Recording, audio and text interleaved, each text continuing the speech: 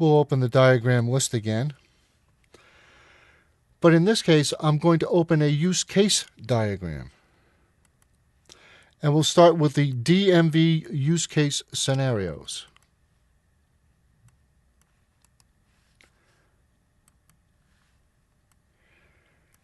Here we see 3 system boundaries.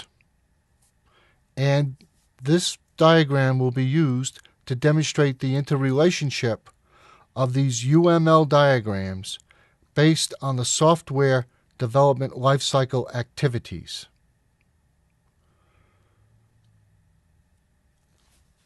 The licensing department, as shown on this diagram, is used to indicate some of the DMV department systems, in this case the licensing department, or the registration system, or the regulation system.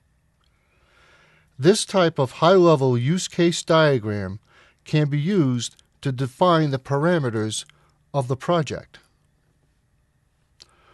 When I right-mouse click on Licensing Department and choose the Explode option,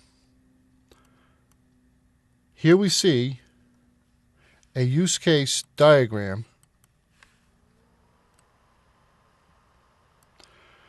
which displays the use cases defined for testing drivers.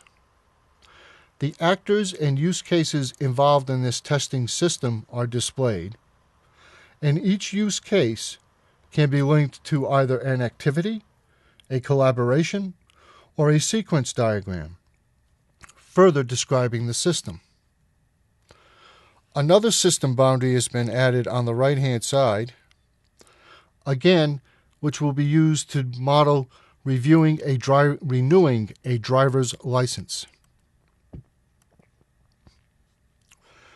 When I right-mouse click on the use case issue license, colored to indicate the model linkage, we will display, in this case, the sequence diagram linked to the use case and show the implementation of this use case. Remember, each sequence diagram object is associated with a class, as shown when we right-mouse click on the object and choose Change Item. And here from the drop-down we see a list of classes defined within the project. These classes would be modeled on a class diagram or perhaps on an entity diagram if the class was based on an entity's definition.